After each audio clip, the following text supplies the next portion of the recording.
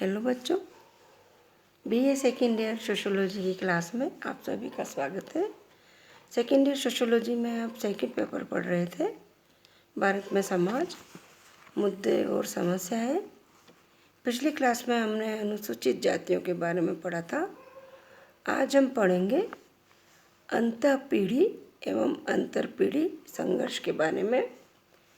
Intra and intergenerational conflict इसको कहते हैं। पीढ़ी अंतराल क्या होता है मैं आपको बताती हूँ। समाज में जन्म लेने वाले बच्चे जब युवा हो जाते हैं तो वे एक नई पीढ़ी का निर्माण करते हैं और एक समय बाद जब उनके बच्चे युवा बनते हैं तो दूसरी पीढ़ी का निर्माण होता है। इस तरह आयु के आधार पर 20-25 वर्ष के अंतराल की समाज में 3 पीढ़ियाँ पाई जाती है: युवा पीढ़ी, प्रौढ़ पीढ़ी और वृद्ध पीढ़ी। आपको समझ में आया बच्चा, पीढ़ी क्या होती है? जब समाज में जन्म लेने वाले बच्चे जब युवा हो जाते हैं तो वे एक नई पीढ़ी का निर्माण करते हैं और जब कुछ समय के बाद में उनके बच्चे युवा बन जाते हैं तो उससे दूसरी पीढ़ी का निर्माण होता है, यानी एक और पीढ़ी का निर्माण होता है। इस प्रकार से 20-25 वर्ष के अंतराल में एक नई पीढ़ी का जन्म होता है, एक नई पीढ़ी बनती है।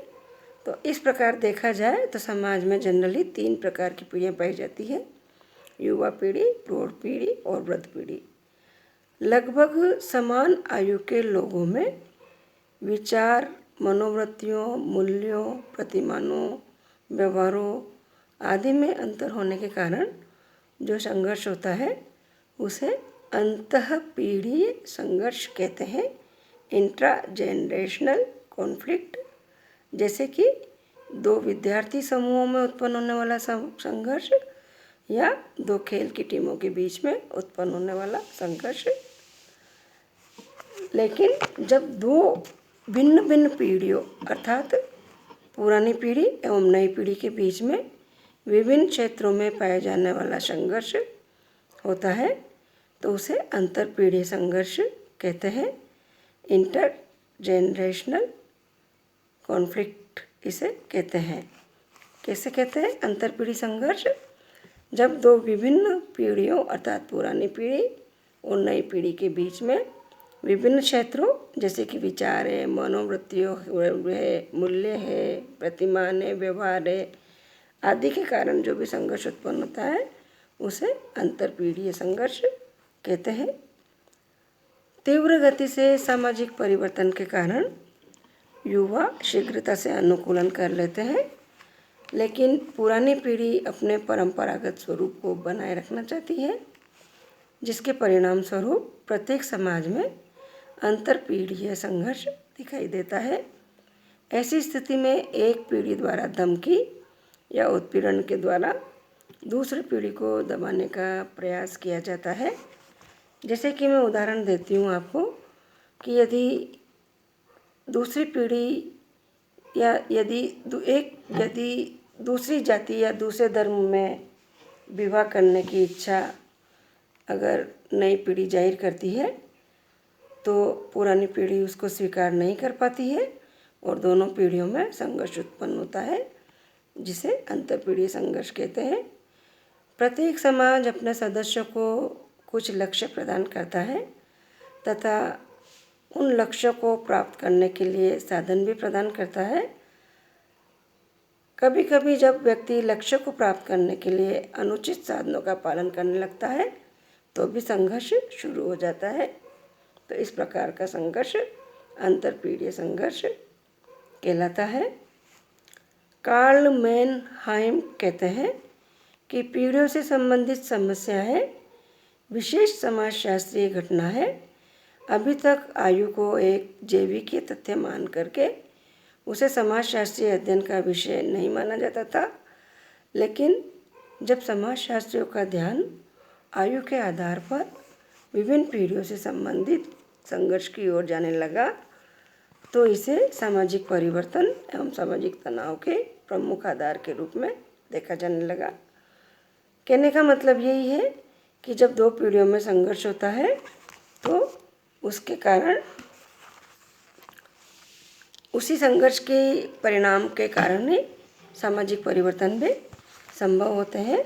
यानी पुरानी परंपरा, पुरानी पीढ़ी और नई पीढ़ी में किसी बात को लेकर के जब मतभेद उत्पन्न होते हैं तो संघर्ष उत्पन्न होता है, और फिर पुरानी परंपराओं को कभी समय और परिस्थिति के अनुसार खत्म किया जाता है और उसके अनुसार ही उसके स्थान पर नई परंपराएं जन्म लेती हैं। इस प्रकार से सामाजिक परिवर्तन भी इस संघर्ष के कारण भी कई बार होता है। दामले कहते हैं कि नई पीढ़ी समाज में अपना एक स्वतंत्र अस्तित्व चाहती है, लेकिन परंपरागत सामाजिक मूल्य इसमें बाधक है। यही दशा नई और पुरानी पीढ़ी के बीच संघर्ष पैदा करती है।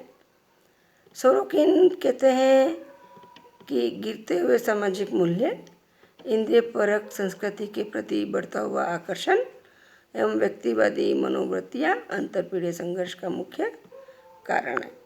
तो आपने देखा कि अंतरपीढ़ीय संघर्ष के क्या कारण किस प्रकार से होते हैं कि जब दो पीढ़ियों के बीच में वैचारिक, धार्मिक, सांस्कृतिक या व्यवहारिक आदि आधार पर तनाव या संघर्ष होता है तो इसे अंतरपीढ़ीय संघर्ष कहते हैं।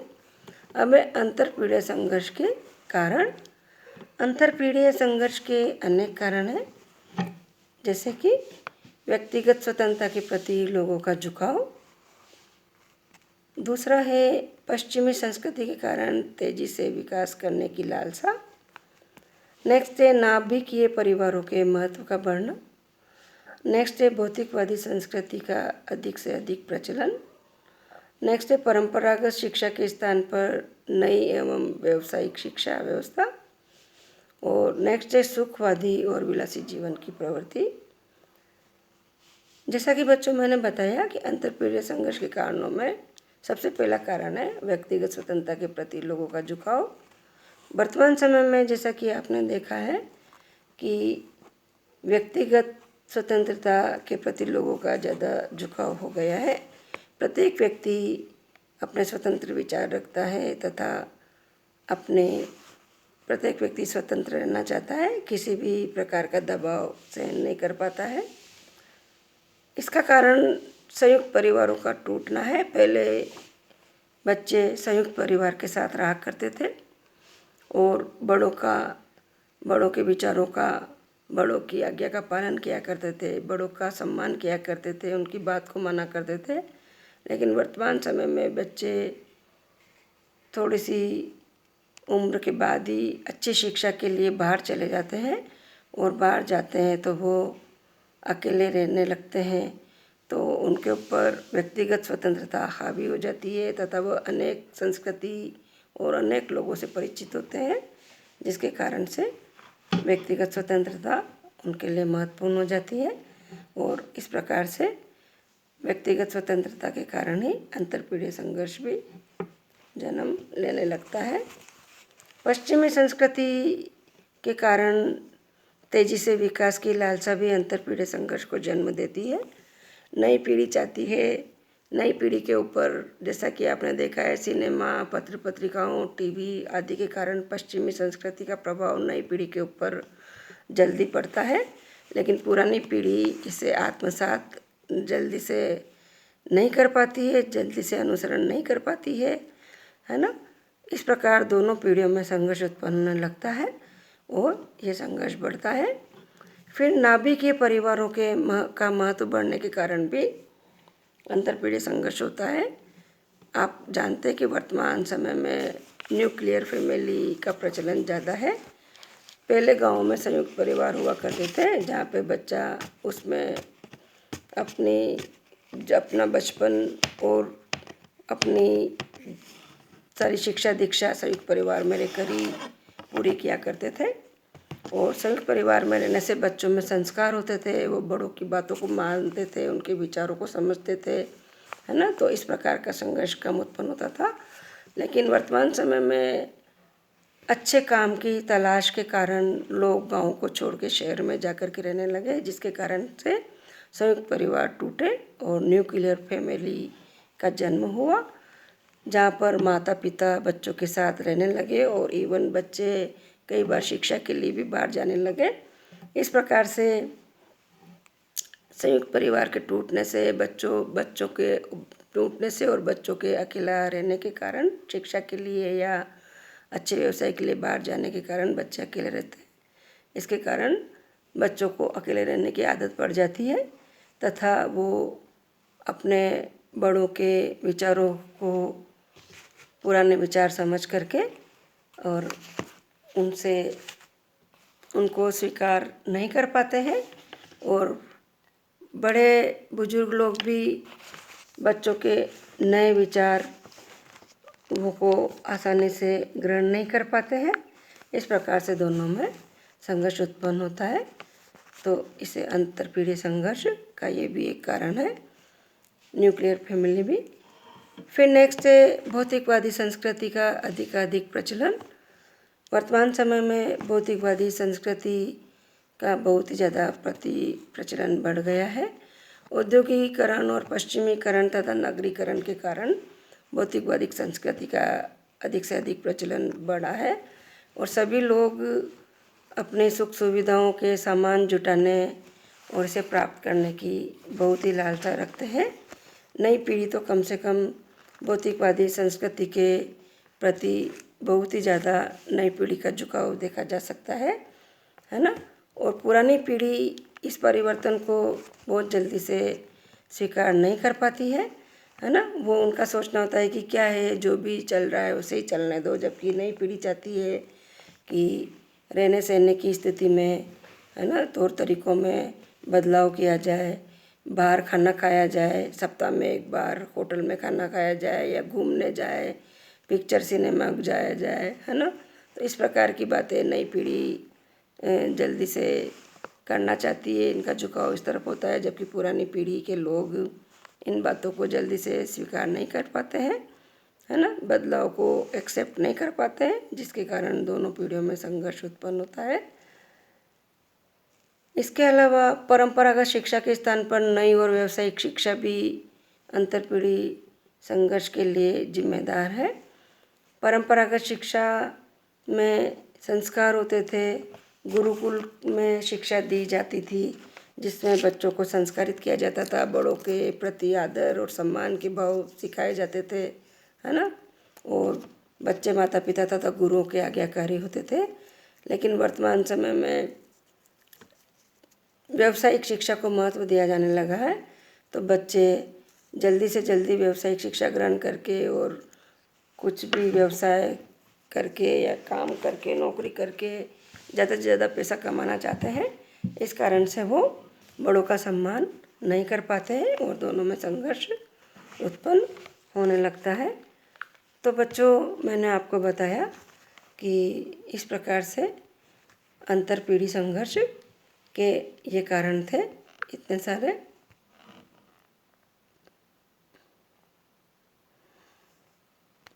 जो कि पुरानी पीढ़ी और नई पीढ़ी के बीच में होते हैं। यदि दोनों पीढ़ियां मिलकर के पास में बैठ कर के बात करके और समस्याओं को सुलझाए और एक दूसरे का सम्मान करें, तो काफ़ी हद तक इस संघर्ष को रोका जा सकता है ना। मैंने आपको बताया कि किस प्रकार से पुरानी पीढ़ी और नई पीढ़ी में संघर्ष होते हैं।